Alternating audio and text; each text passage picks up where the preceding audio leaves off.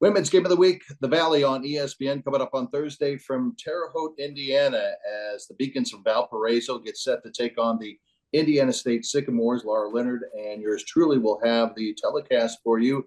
And kind enough to join us right now is the head coach from Valpo, Mary Evans. Coach, always good to see you. And your team, I noticed, looking at some of the numbers, cranking it up defensively when you're getting turnovers. Yeah, I think that's been a big focus in the off season. It was something we wanted to get back to.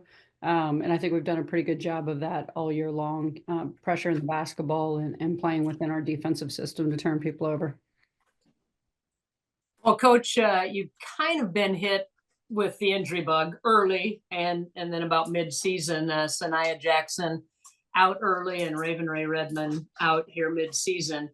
How did that affect early what you would plan to do? And then how has that affected you on both sides of the ball moving forward with Raven's injury? Yeah, I think Sanaya's timing of the injury, it happened early. We thought we were going to be able to rehab it and get her back. And then we were able to make a decision early to go on and call it and get the surgery and get her ready for next year. So I think, we had the ability to kind of absorb that one. Get some people ready to kind of step and try to fill those shoes. I mean, she was obviously going to be a big part of our system this year, with coming back as a scorer and a great defender, someone who could guard the point guard. But I think we were able to kind of absorb that one and figure out some different ways to play without her.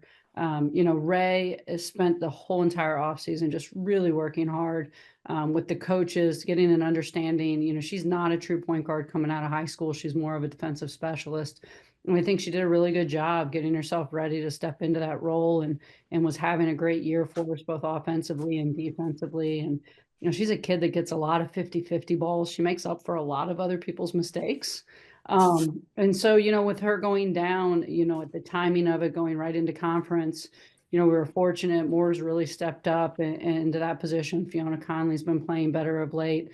We had some people behind her, but I think it's just taken a little bit longer. I mean, besides what she does on the court, Ray's a big part of our team off the court, a bit of our heart and soul with her energy and her effort. And so, it's something that's been a little bit more difficult to absorb, but that's why we play this sport. That's why we have 13 players on our roster, and we definitely have the next man up attitude. And as much as we hate to lose both of those players this year, some people are going to get some opportunities to play this year, and we're going to be better for it in the future as we get some experience for some players that maybe wouldn't have gotten as much experience this season.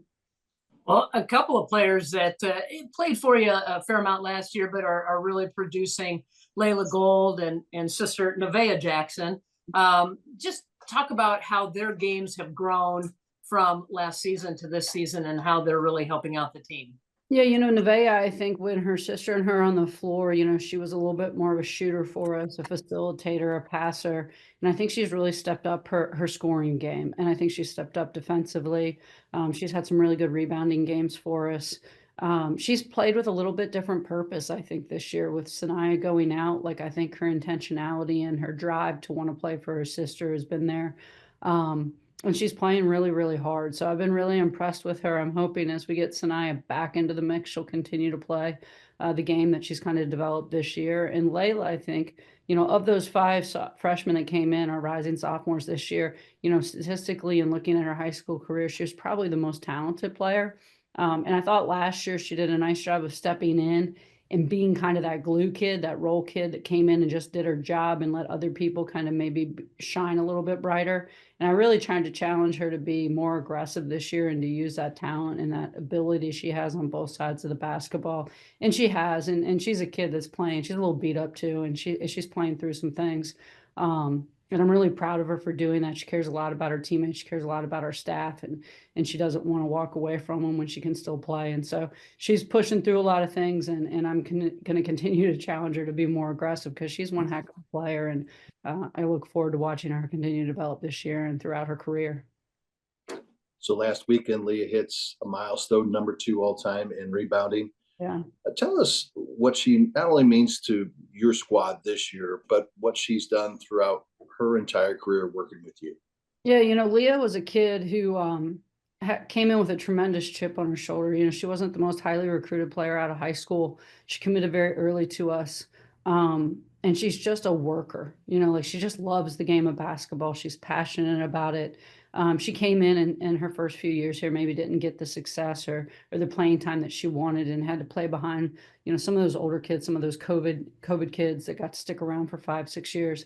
And she just waited her turn, and she stayed the course, and she didn't get down, or she just continued to work and continue to grow. And I thought she had a big year last year, and she chose to come back, which is tremendous. I think she believes in our program. I think she believes in our university. I think she's a great ambassador for our university. And she's her, as well as Katie Byer, have been just tremendous senior leaders for this team. They show up every day. They put in a ton of extra work.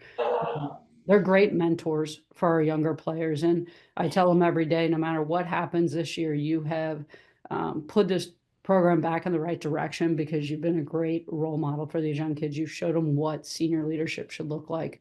And I'm really proud of that. And all the accomplishments that she gets on the court are well deserved. But the things she does behind the scenes, I think, mean a lot more to me and to our team.